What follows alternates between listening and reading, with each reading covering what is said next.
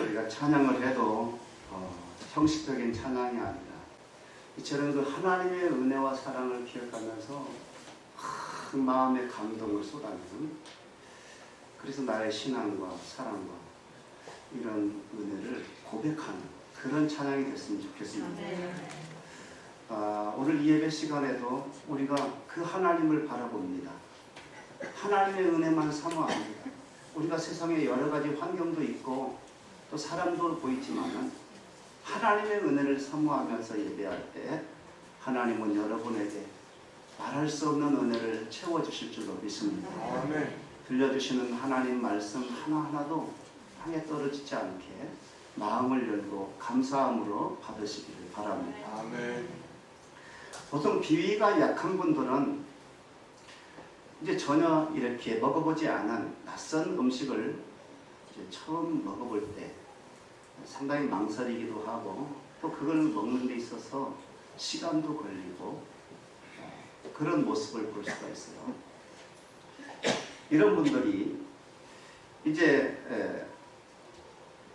자기들이 어떤 자기도 한 번도 먹어보지 못한 평상시에는 안 먹는 음식으로 취급을 하는 그런 음식인데 그걸 한번 맛보여주기 위해서 이렇게 모시고 갈 때가 있어요.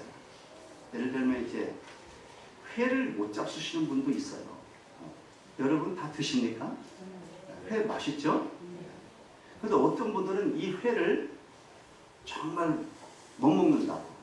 물고기를 평상시에 어떻게 징그럽게 봤는지 아니면 너무 사랑스럽게 봤는지 어떻게 물고기를 먹냐.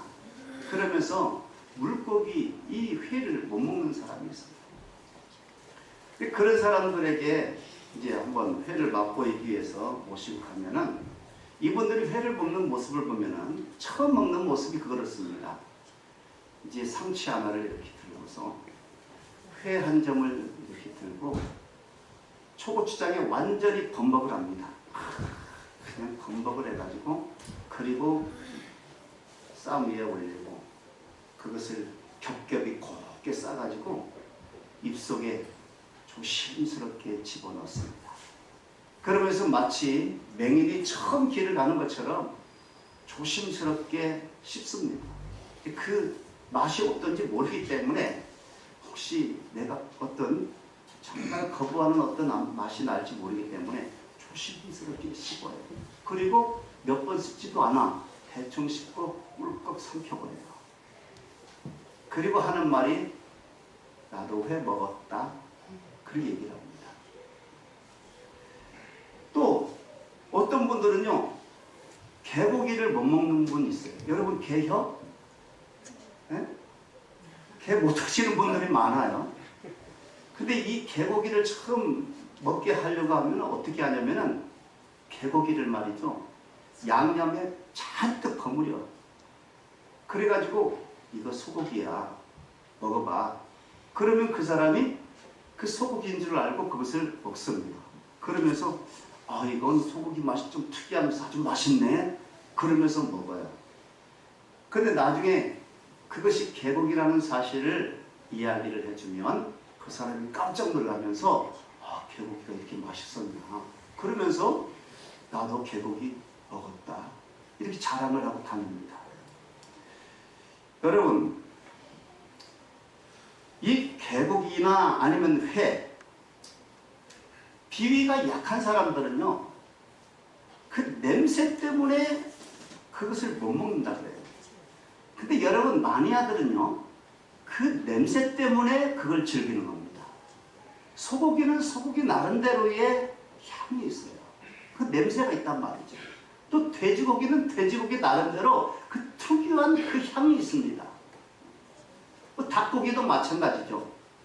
다 모든 고기들은 다 자기들만이 가지고 있는 특유한 그 향이 있기 때문에 이 마니아들은요 그 향 때문에 그 냄새 때문에 즐기는 겁니다.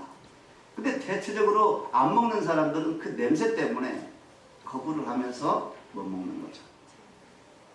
여러분 정말 뭔가를 할 줄 아는 사람들은요 핵심을 즐길 줄 아는 사람들이라고 할 수가 있어요. 핵심을 즐긴단 말이죠. 여러분 회나 개국이나 그냥 초고추죽이나 아니면 상추나 아니면 어떤 양념 맛으로 먹는 사람들은 그 고기의 진짜 맛을 모르는 거예요. 그 사람들은 뭐 먹어봤다고 얘기할 수 없는 거예요. 그거는. 신앙생활도 마찬가지입니다. 신앙생활 잘하는 사람이 어떤 사람이냐? 신앙생활의 신앙의 핵심을 믿는 사람들이 신앙생활 잘하는 거예요. 그 주변에 있는 것들을 가지고 얘기하는 사람들은 신앙의 핵심을 몰라요. 진짜 신앙생활 잘하는 사람들은 내가 왜 신앙생활하고 이 신앙생활을 통해서 내가 얻은 것이 무엇인가를 분명히 알아요. 그 핵심이 무엇인지를 잘 안단 말이죠. 여러분, 감사도 마찬가지입니다. 양념 맛을 보고 감사하는 사람은 감사했다고 말하면 안 돼요. 그냥 주변 것, 내 눈에 보이는 이런 내 경험되어진 이런 환경들을 통해서 내가 좋은 것을 얻었기 때문에 감사하다고 말하는 사람은 진정한 감사를 모르는 사람이에요. 그 감사 흉내를 낸 거죠. 여러분, 사람이 태어나서 난생 처음 먹어보는 그 냄새나는 그 고기, 처음부터 잘 먹는 사람 있나요? 처음부터 잘 먹는 사람은 아무도 없습니다. 그거 힘든 얘기예요. 그럼에도 불구하고 그 고기를 자꾸 먹어보게 되면 이제 그 냄새가 익숙해지게 되고 나중에는 그 냄새에 중독이 되어져서 결국에는 그것을 어떤 것보다도 사모하면서 잘 먹는 매니아가 되는 것입니다. 자꾸 먹어보는 걸 많이 하면서. 여러분, 감사의 영성이라고 하는 것은 태어날 때부터 어머니 뱃속에서부터 가지고 나오는 영성이 아니에요. 이 선천적 영성이 아니라는 거예요. 감사의 영성은 철저하게 후천적 영성입니다. 그걸 자꾸 반복함으로 이것도 감사해보고 저것도 감사해보고 내가 감사를 이렇게도 해보고 저렇게도 해보고 야, 이 감사에 이런 능력이 있고 이런 기쁨이 있구나. 이것을 경험하면서 나중에는 그 감사 모든 것을 다 감사할 수 있는 사람이 되는 거죠. 그래서 이 감사의 영성은 철저히 후천적이라는 사실을 여러분은 기억하셔야 됩니다. 이제 오늘 본문은 사실 10장 1절부터 계속 이어지는 얘기입니다.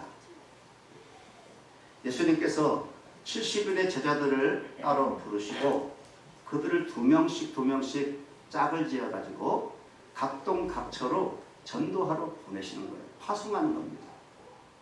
그래서 이제 이 두 사람씩 짝을 진 이 두 사람씩 다 전도대로 파송받은 이 사람들이 이제 전도를 나가는데 예수님께서 그들에게 이 제자들에게 정말 곡식은 휘어졌지만은 추수할 일꾼이 적다고 한탄하시면서 하나님에게 너희가 기도할 때 추수할 일꾼을 보내달라고 기도해라. 그러면서 그들을 보내시면서 예수님 마음이 어땠느냐? 내가 너희를 세상에 보내는 것이 마치 양을 이리 가운데 보내는 것 같다.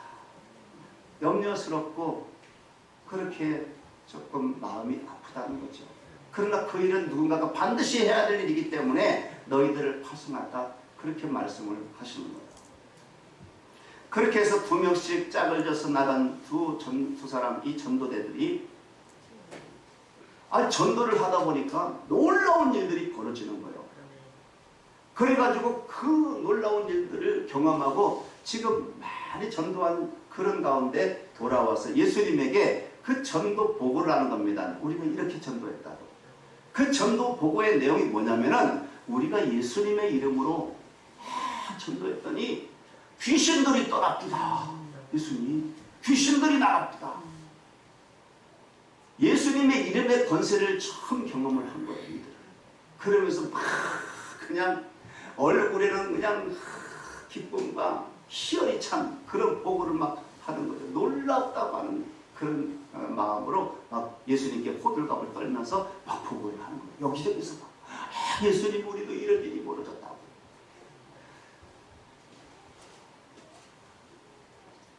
그런데 그때 예수님께서 오늘 20절에서 뭐라고 말씀하시느냐?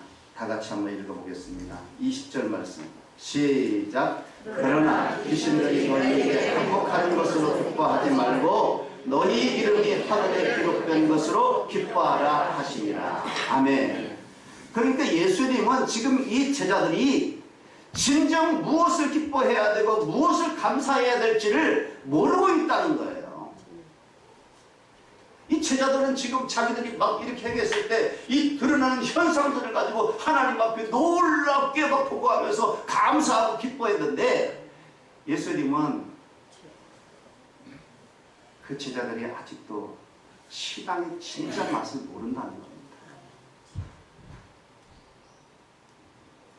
물론 저도 이 전도하면서 예수 이름으로 귀신을 내쫓는 거, 이게 얼마나 놀라운 일이고 감사할 일이에요. 그거 감사해야 되죠. 기뻐해야 됩니다.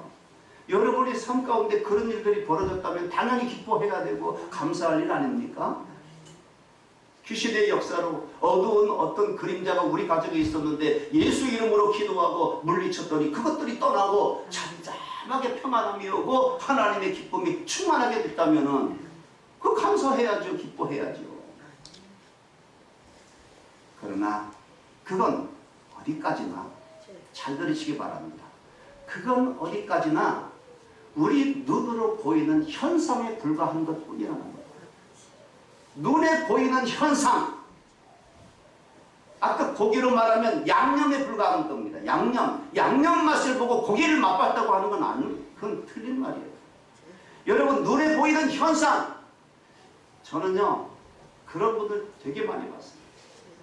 이게 변덕이 죽을 듯해. 어느 때는 하나님의 은혜 감사하고 그 사람 때문에 막 그냥 너무너무 감사하다 그러고, 그런데 어느 순간에 딱 사람을 보고 환경을 보고 어느 순간에 팍 돌아져가지고 막 불평하고 원망하고 이런 사람들 되게 많이 봤어요.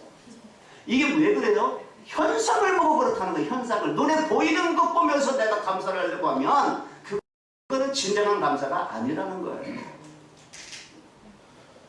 오늘 우리의 감사가 이런 감사가 아닙니까? 내가 좀 뭔가 얻었으면 그때 감사하고, 병에서 좀 놓여 건강함을 얻었을 때 그때 감사하고, 그런 감사 아닌가요? 이게 현상을 통한, 보이는 현상을 통해서 감사하는 것 뿐이에요. 그거는 아주 예수님이 보실 때 그건 너무너무 그 주변적인 것을 가지고 감사하는 신앙이 얕은 수준을 말하는 거예요. 오늘 예수님은요 그런 것 가지고 기뻐하지 말고 진짜 기뻐해야 될 게 있다는 거예요. 예수님은 지금 제자들이 이 큰 경험을 하고 와가지고 막 기쁨으로 호들갑을 떨면서 그게 보고하는 그들에게 예수님은 그런 건 아무것도 아니야. 그런 건 우리가 눈에 보일 때도 있고 안 보일 때도 있어. 그런 것 가지고 감사하려고 그러면 어떻게, 물론 우리가 그런 감사, 사실 우리가 이렇게 돌아보면서 우리 인생에 주어진 하나님의 은혜와 사랑을 세어보면 셀 수 있어요, 없어요? 셀 수도 없이 많아. 물론 그렇게 다 그런 것들을 바라보면서 감사해도 물론 하나님 앞에 감사하는 거죠. 잘하는 거예요. 그거 못하는 사람들이 얼마나 많습니까? 예? 조그만 거 불평불만을 그거 가지고 내 많은 감사거리를 내가 얻었음에도 불구하고 하나님 앞에 감사 못하는 사람이 얼마나 많습니까? 예? 우리는 보다 본질적 감사의 눈을 떠야 되는데 그 본질적 감사해야 될 것이 무엇이냐? 내가 예수 믿고 구원받아서 내가 하나님의 자녀가 되고 하나님의 백성이 되어서 앞으로 영원토록 영생복락을 누릴 존재라는 사실, 이 사실을 깨닫는 것입니다. 그걸 기뻐하고 그걸 감사하는 거예요. 그거 내가 구원받았다고 하는 그 사실을 확신하는 가운데 우리는 다른 거 있어도 그만 없어도 그만이에요. 세상을 살아가는 데 있어서 내가 조금 건강해도 그만, 병들어도 그만, 가난해도 그만, 부자도 그만 관계없어요. 내가 하나님 앞에 구원받고 하나님의 자녀가 되었다, 영생복락을 나는 누리는 그런 존재가 되었다고 하는 사실을 확신한다면 세상 것 얻은 거 못 얻은 거 관계없이 항상 감사할 수 있는 줄로 믿습니다. 이 큰 본질적인 감사를 우리가 회복해야 된다는 거예요. 여러분, 초대교회 성도들은요 세상 기준으로 볼 때 세상 말로 감사할 수 있는 조건이 1도 없는 사람들이었어요. 늘 핍박과 환난 속에 살았어. 그러니까 하루하루 살아가는 게 기적이야. 오늘도 죽지 않고 내가 살았네. 이것이 기적이에요. 그럼에도 불구하고 이 초대교회 성도들이 땅속으로 기어들어가고 무덤 속으로 기어들어가고 그렇게 숨어서 기쁜 마음으로, 감사한 마음으로, 정말 순교하는 마음으로 하나님 앞에 감사 예배를 드릴 수 있었던 것은 그들이 본질적으로 감사해야 될 그 신앙의 핵심을 알았기 때문에, 그걸 알았기 때문에 나는 지금 당장 죽어도 괜찮다는 거예요. 이 기쁨을 가지고 있는 사람을 누가 말립니까? 세상에 어떤 것으로 말릴 수가 있나요? 세상이 감당할 수 없는 사람이 되는 줄로 믿습니다. 초대교회 어떤 어머니가 어린 자녀 하나를 데리고 살았는데 예수 믿어서 그 예수 믿는 것이 발각이 돼가지고 당연히 체포가 됐어요. 체포가 돼가지고 어떻게 됐느냐? 그 원형 경기장에 한가운데 버린 겁니다. 그리고 위에서는 사람들이 다 구경하면서 조롱하면서 두려워 떠는 그 모습을 보고 비아냥거리고, 그럴 때에 사자 우리의 문이 확 열리면서 배고픈 사자가 확 운동장으로 뛰어나오는데 하면서 포효를 하면서 그 두 모녀를 발견합니다. 가운데 있는 그 모녀, 배고픈 사자에게 얼마나 좋은 밥거리겠어요. 그래서 이 사자가 어르렁거리면서 그 두 모녀에게 다가옵니다. 이 어린 갓난아기는 무서워 무서워, 저 사자 무서워 그러면서 엄마 품에 파고들어요. 그럴 때에 이 어머니가 그 아들에게 하는 말이 있었어요. 아들아, 두 눈 꼭 감아라. 그러면 잠시 후에 환한 세상이 보일 거야. 두 눈 꼭 감고 있다가 죽으면 천국에서 깨어나리라고 하는 이 확신이 있었던 겁니다. 결국 두 모녀는 사자밥이 된 거죠.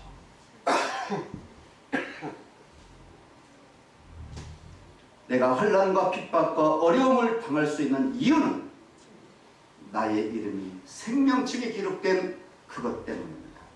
다른 건 다 양념이에요. 다 현상에 불과한 겁니다. 여러분, 그것 때문에 울고 웃지 마시기 바랍니다. 하나님이 나를 구원하셨다는 이 사실, 나는 구원받아 하나님의 자녀가 되었다는 이 사실, 이것으로 인해서 이 세상의 환경에 변함없이 나는 하나님 앞에 언제나 감사할 수 있는 범사에 감사하는 저와 여러분 되시기를 축원합니다. 우리 사랑의 원자탄 손양원 목사님에 대해서 하도 말씀을 많이 들었기 때문에 너무나 잘 알고 있어요. 이분은 가난한 농부의 아들로 태어났습니다. 그런데 그에게 은혜가 임해서 평양신학교에 입학을 하게 되고 신학을 해서 결국에는 순교자적인 목회자가 되어서 목회를 시작하게 되는데 첫 사역지가 전남 여수에 있는 애양원이었어요. 그 애양원에는 나병 환자들 특별히 격리해서 그냥 그곳에서 따로 요양하는 그런 시설이었습니다.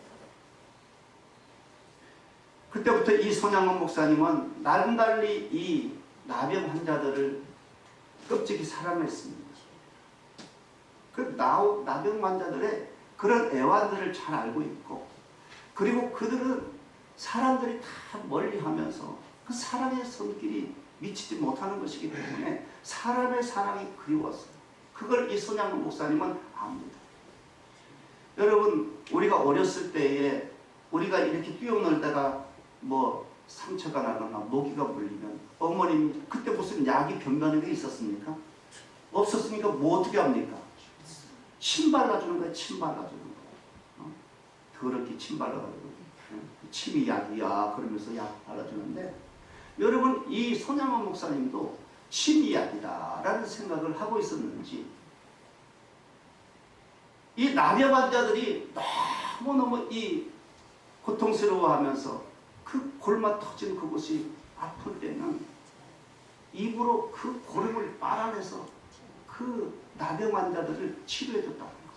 약이 따로 없으니까. 그 사랑을 받은 이 나병 환자들은요, 사실은 그 침이 아니라 그 손양원 목사님의 사랑으로 치유받은 줄로 믿습니다. 사랑은 모든 만병의 명약이에요. 여러분의 자녀들이 아파할 때 이 사랑의 묘약으로 치료하시기를 바랍니다.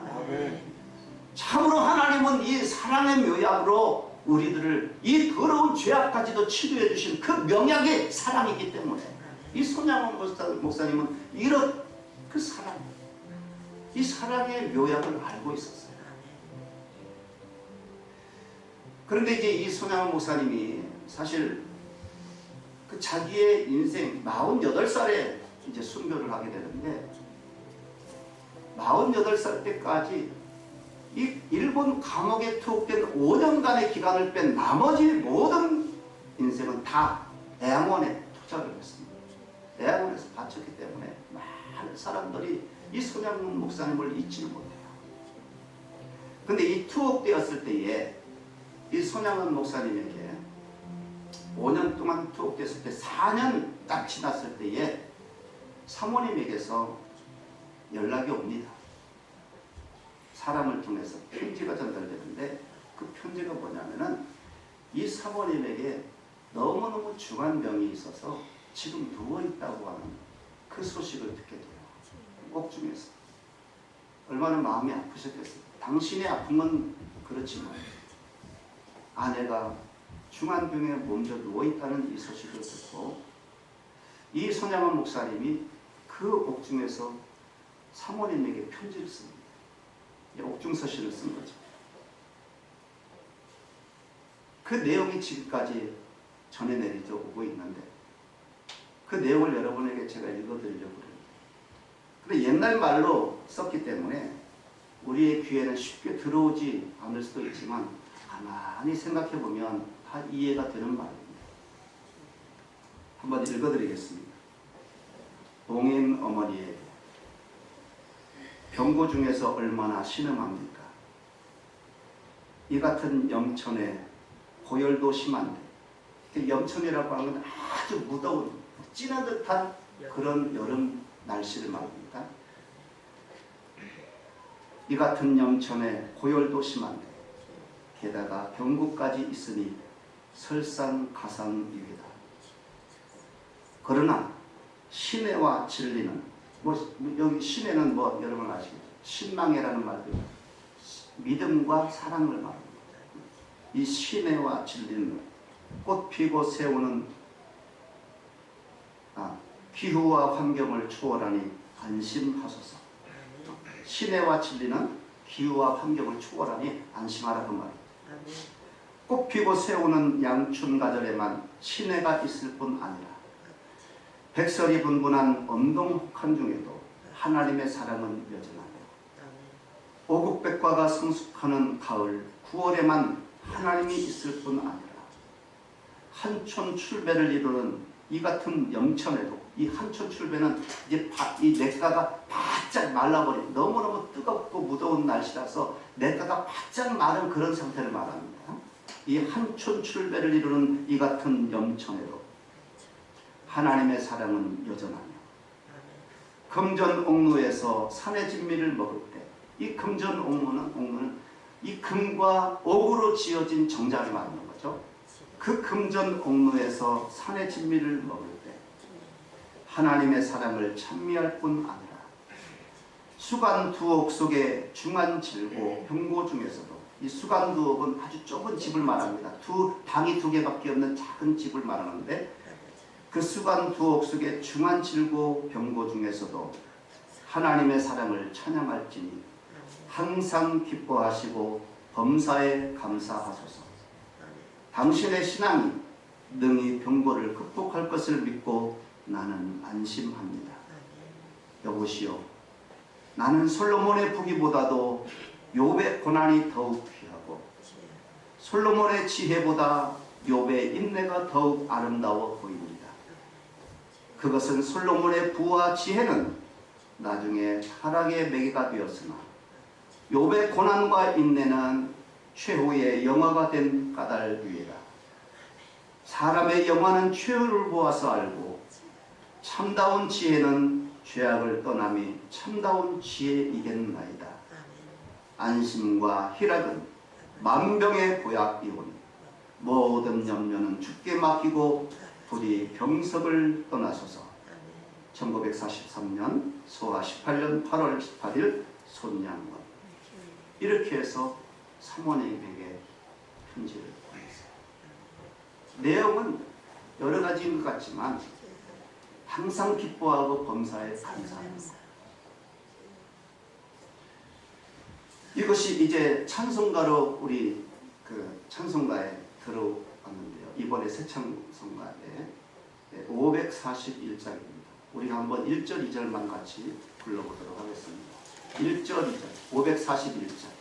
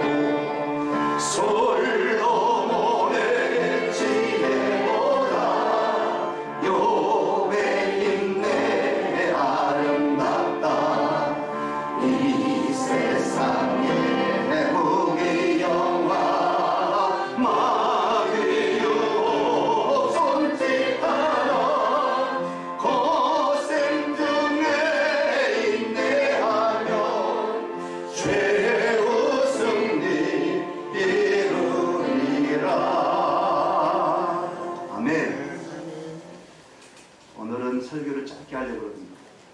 오늘은 매출 감사 주일입니다. 진정으로 내가 기뻐해야 할 것이 무엇인지 여러분은 아십니까? 이 코로나 시대에 여러분은 과연 무엇 때문에 이 감사 예배를 드리고 있나요? 다른 거 아닙니다. 내가 예수 믿어서 하나님의 자녀로 구원받고 내가 이 세상에 살아갈 뿐만 아니라 영원히 하나님의 그 영생 복락, 하나님의 나라의 영생 복락을 누릴 존재가 되었다는 사실입니다. 그거면 충분합니다. 그게 우리의 신앙의 본질이고 감사의 본질이고 나머지는 다 현상에 불과한 거예요. 날씨와 같습니다. 여러분, 날씨는 얼마나 변화무쌍합니까? 네? 그냥 좋을 때도 있지만 푸줄 때도 많아요. 이번 여름은 우리가 오기도 전에 이미 비가 너무 많이 와가지고 하루에도 20일 이상씩 비가 내린다고 그러지 않습니까? 이렇게 맑은 날도 있지만 또 흐린 날도 있어요. 또 미세먼지가 아주 심한 날도 있지만 또 쾌청한 날도 있고 이 날씨는 언제든지 변덕스럽습니다. 여러분, 이 날씨, 이 보이는 현상을 통해서 내가 하나님 앞에 감사하려고 하면 진정한 감사는 못 드린다고 봐요. 여러분에게 하나님이 베푸신 그 은혜와 사랑을 기억하면서 현상에 관계없이 나는 이런 날도 저런 날도 언제나 하나님 앞에 기쁨으로 감사할 수 있는 저와 여러분 전처로 감사일이 될 수 있기를 주님의 이름으로 축원합니다. 기도하겠습니다.